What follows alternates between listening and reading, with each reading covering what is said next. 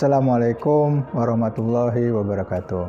Saya Muhammad Rifki Santoso. Kali ini saya akan membahas mengenai beban konsultan pajak ya. Jadi di perusahaan pertambangan ya, beban konsultan pajak itu menjadi sengketa antara Direktorat Jenderal Pajak dengan wajib pajak. Menurut DJP, biaya beban konsultan pajak ini tidak bisa sebagai pengurang penghasilan bruto. Nah, menurut wajib pajak bisa ya sebagai pengurang penghasilan bruto untuk menghitung penghasilan kena pajak. Nah, sengketa ini akhirnya dibawa ke pengadilan pajak. Nah, sengketa ini kita bahas ya.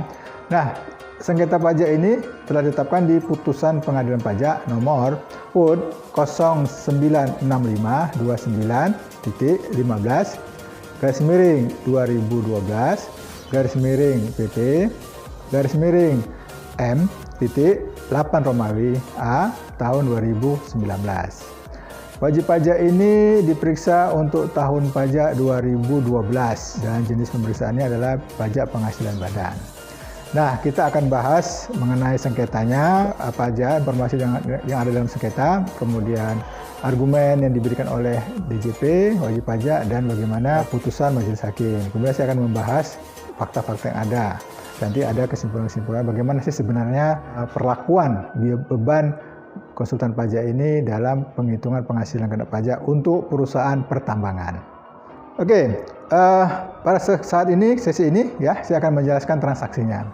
Pertama, data yang ada kita lihat dulu ya. Wajib pajak ini merupakan pemegang interest dari Production Sharing Contract Area Natuna-Sea di Blok A yang ditandatangani pada tanggal 15 Januari tahun 1999.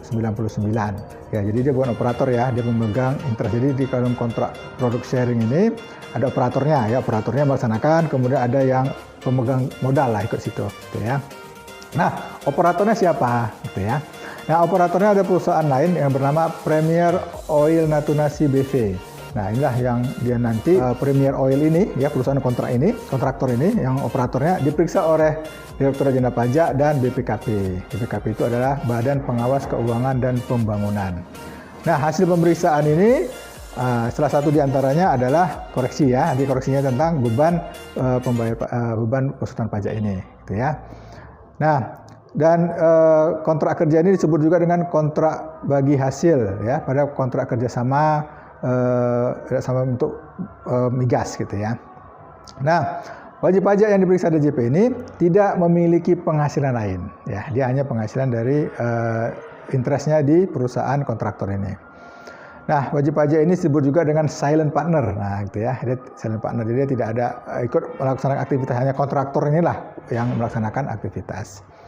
Kemudian bagian penghasilan wajib pajak ini nanti merupakan bagian dihitung dari total keseluruhan ya. Jadi ada penghasilan dari perusahaan kontraktor ini gitu ya. Nanti keseluruhan ini nanti baru dibagikan ke partner-partner. Nah, termasuk wajib pajak ini. Itulah penghasilan wajib pajaknya ya. Dan biaya-biayanya juga. Nah, ini nanti yang dihitung untuk pajak penghasilan si WP ini sebagai partner.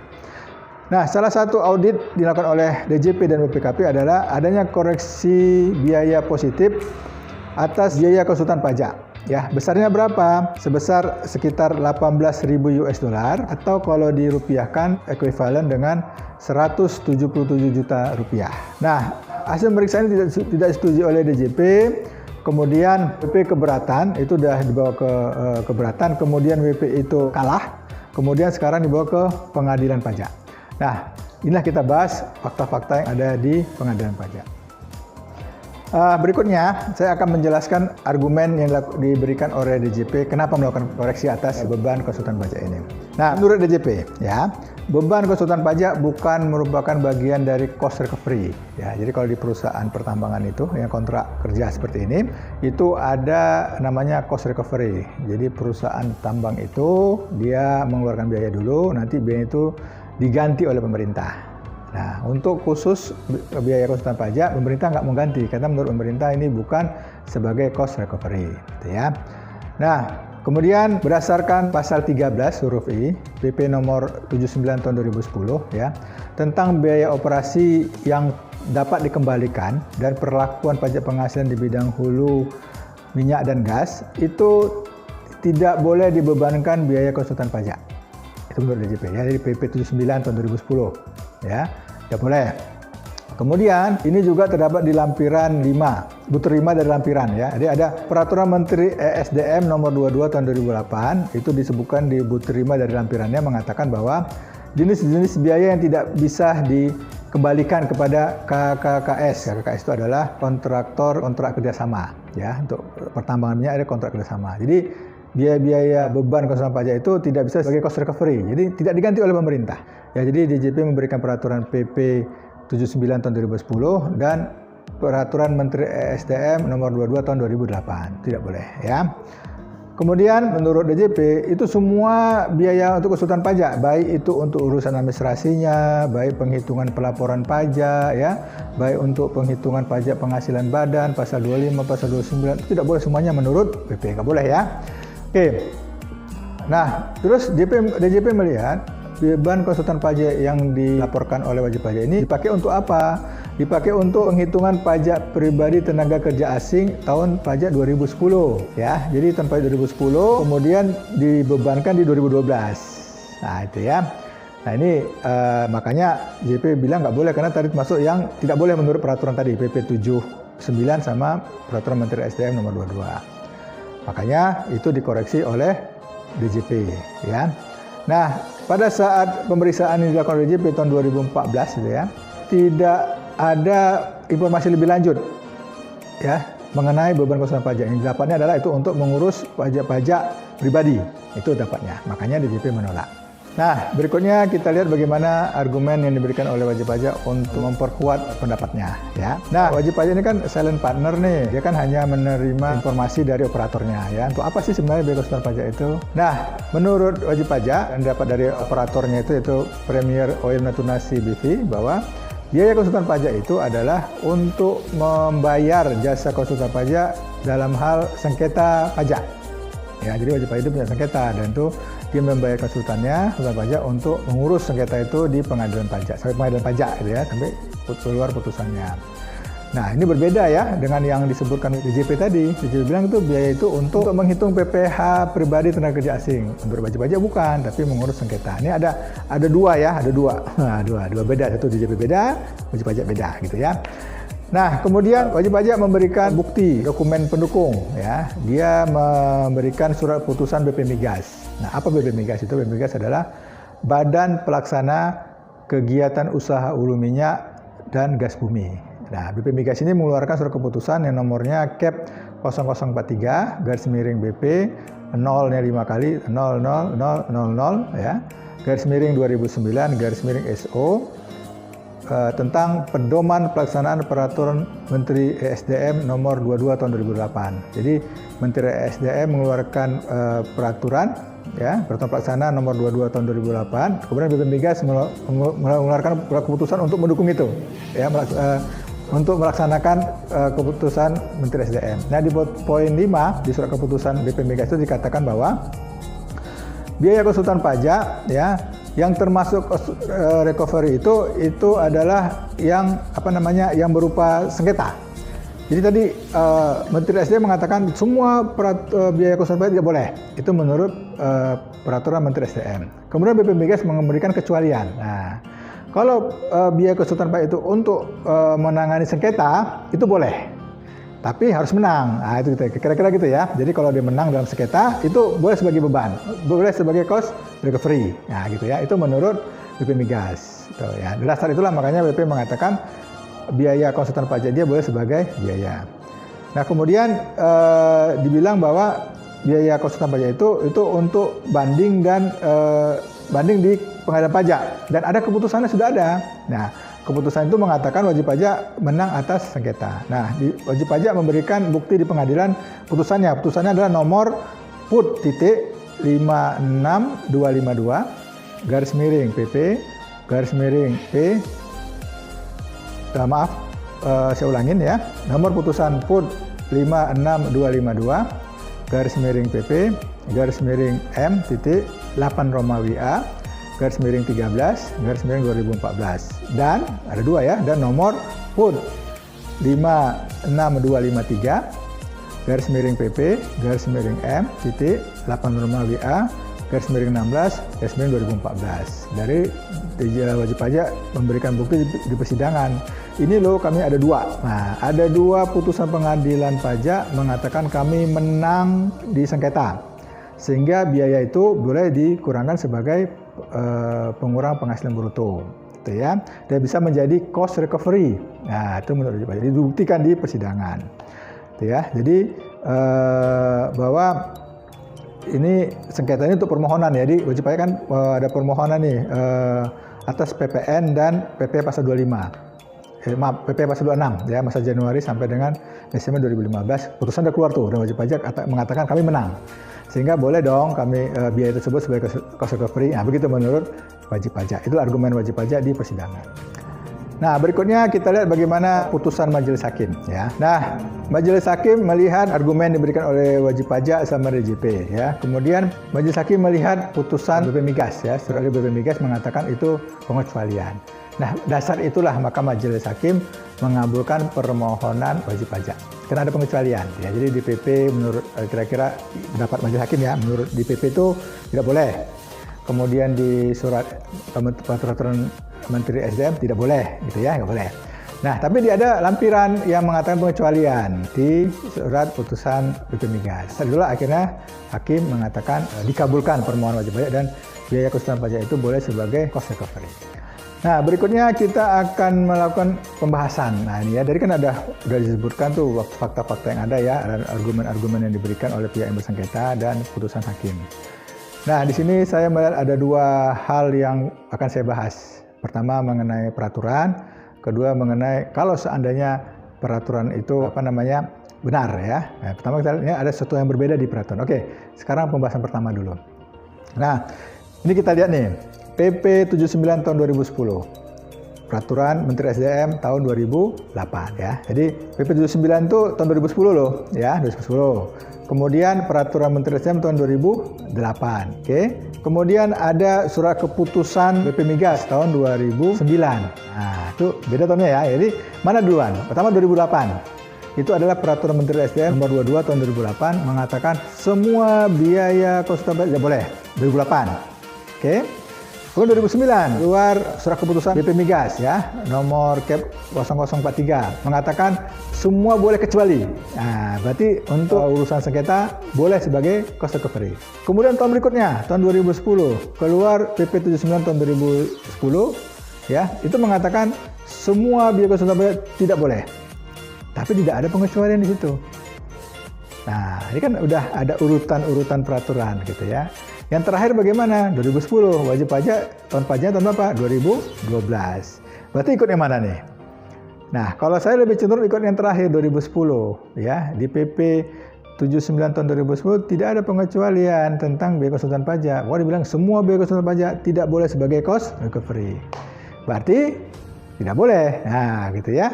Kalau kita dari peraturan. Jadi, saya cenderung bahwa biaya konsultan pajak itu kita ikut peraturan terakhir berarti tidak boleh sebagai cost recovery. Nah, itu pembahasan pertama ya. Oke, sekarang kita lihat pembahasan keduanya ya. Nah, ini seandainya nih ya di PP 79 tahun 2010 ada pengecualian. Seandainya ada nih ya. Misalnya saya nggak lihat peraturan, tahu ada peraturan dari Menteri SDM atau BP Migas. Setelah itu saya nggak tahu nih. Saya nggak menemukan di persidangan juga nggak menemukan di tempat lain ya. Seandainya nih kalau misalnya ada, saya terluput ya. Misalnya ada nih, bagaimana? Kira-kira boleh nggak sebagai pengurang penghasilan bruto biaya konsultan pajak ini? Oke, kita lihat ya. Pertama adalah di satu putusan pengadilan pajak itu biasanya terdiri dari beberapa sengketa.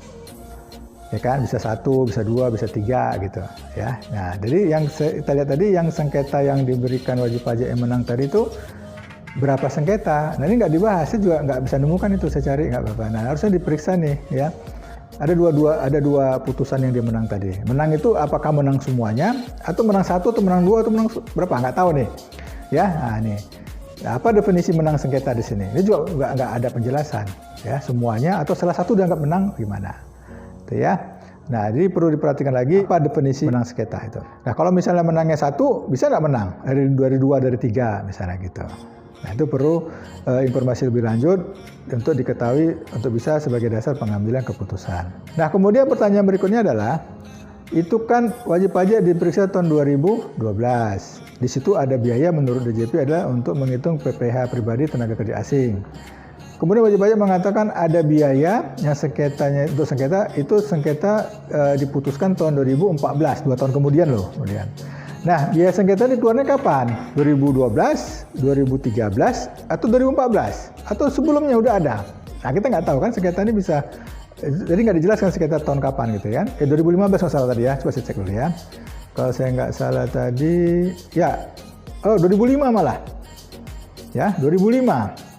Jadi ada sengketa tahun 2005, dimenangkan tahun 2014, itu kapan biaya konsultan pajak itu keluar di tahun kapan? Nah, itu nggak dijelaskan di sini, harusnya dicari tahu, itu dikeluarkan kapan? 2012 kah? Atau selain 2012? Kan gitu, ya. Nah, jadi yang sementara ini sengketa kan tahun pajak 2012. Nah, ini jadi pertanyaan, kenapa kok tidak dikaji lebih lanjut? Nah, itu perlu dikaji lebih lanjut ya.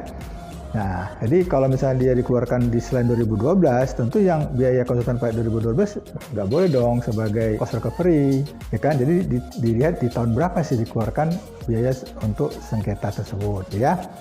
Nah, kemudian, nah ini ya, jadi menjadi menjadi perhatian ya untuk kasus berikutnya. Harus jelas kapan itu beban itu sebagai pengeluaran masih bruto, ya. Kalau saran saya sih sesuai peraturan pada saat dikeluarkan atau terhutang gitu ya. Nah, kalau mau lebih jelas seperti ini harusnya kapan? Kalau misalnya dia boleh diberikan sebagai pada saat menang, berarti pada saat menang, karena kan tadi disebutkan dia boleh sebagai cost recovery kalau menang. Kalau kalah kan enggak. Nah, berarti pada kapan? Berarti pada saat menang. Walaupun ini tidak accrual ya. Nggak apa-apa, tapi dipunculnya boleh. Jadi bisa jadi dikeluarkan tahun 2012, 2013, tapi menang 2014. Ya berarti 2014 sebagai pengeluaran masih bruto. Kenapa? Karena itu baru tahu dia menang gitu. Ya kan? Nah, itu baru, walaupun kalau nggak menang berarti nggak boleh kan gitu. Kalau misalnya dikeluarkan 2012, ternyata 2015 kalah. Nah, 2014 udah selesai. Apa harus koreksi, harus pembetulan lagi, itu merepotkan itu. Ya, jadi sarannya kalau memang menang, dibebankanlah pada saat diketahui, di tahun di mana diketahuinya kemenangan tersebut, baru bisa sebagai biaya. Itu asumsi kalau pengecualian ya untuk kasus kedua. Nah, kita sudah bahas tadi ya. Nah, sekarang saya coba menyimpulkan gitu ya. Nah, jadi cost recovery itu harus diketahui mana boleh, mana tidak, itu intinya ya. Jadi ada peraturan mengatakan itu, gitu ya. Nah, kalau ada beberapa peraturan yang berbeda tahunnya, maka diambillah tahun yang terakhir, gitu ya. Jadi kalau misalnya tidak ada pengecualian, ya tidak boleh, gitu ya. Jadi jangan mengambil peraturan di sebelumnya, terakhir seperti itu. Jadi harus perhatikan tahun kapan terbitnya peraturan mengenai cost recovery, gitu ya. Nah, kalau seandainya tadi ya, seandainya ada pengecualian, misalnya nggak terlihat nih, tapi ada, gitu ya, ada pengecualian. Kalau seandainya ada pengecualian tadi ya. Nah, untuk biaya konsultan pajak itu kapan dibebankan? Kalau dia menang nih ya kan, konsultan pajak untuk menang, kapan dia dibebankan? Pada saat kapan? Nah, kalau saya menyarankan pada saat di tahun menangnya sengketa tersebut, ya. Kalau bisa menang 2014 ya tahun 14 cost recovery-nya gitu. Kalaupun kalau itu ada, gitu ya. Nah, kemudian definisi menang. Nah, definisi menang itu bagaimana? Karena dalam satu putusan pengadilan pajak itu bisa lebih dari satu sengketa. Nah, ini harus jelas. Satu aja menang, kalau bisa lebih dari satu, misalnya ada 3 sengketa nih. Satu aja menang, anggap menang nggak? Atau harus 3-3-nya? Nah, itu harus jelas dulu definisinya, ya. Jadi di peraturan mengatur itu kalau seandainya ada, boleh ya, boleh. Harus jelas definisi menang di pengadilan itu bagaimana, ya. Kemudian lebih baik, ya, saran saya kalau bisa cost recovery itu biaya konsultan pajak itu tidak boleh sebagai cost recovery, ya, karena filosofinya adalah dia itu kan bekerja untuk pemerintah, ada kontrak dan itu setara gitu ya, kontrak setara untuk pemerintah. Jadi udah ada hitung-hitungannya di situ, udah ada bagi hasilnya ditentukan oleh pemerintah, cost recovery ditentukan oleh pemerintah. Terus kalau bisa pajak-pajaknya jangan lagi dihitung gitu ya, karena udah ada bagi hasilnya jelas. Gitu. Jadi walaupun seandainya ada, ya, biaya konsultan pajak itu lebih baik sebagai cost recovery, gitu ya. Apalagi yang menentang pemerintah ya seperti itu. Ya, jadi pemerintah itu kondisinya samalah mereka dengan kontrak kerja ini. Demikian kasus pembahasan tentang beban konsultan pajak di perusahaan pertambangan, mudah-mudahan bermanfaat bagi kita semua. Nah, sebelum saya akhiri pembahasan ini, saya ada quote nih, ya. Ada quote dari Plato. Nah, mudah-mudahan bisa bermanfaat bagi kita. Apa kata quote Plato, ya? Jika ada pajak penghasilan, orang yang adil akan membayar lebih dan orang yang tidak adil akan membayar kurang pada jumlah penghasilan yang sama. Mudah-mudahan bermanfaat. Wabillahi taufiq hidayah. Assalamualaikum warahmatullahi wabarakatuh.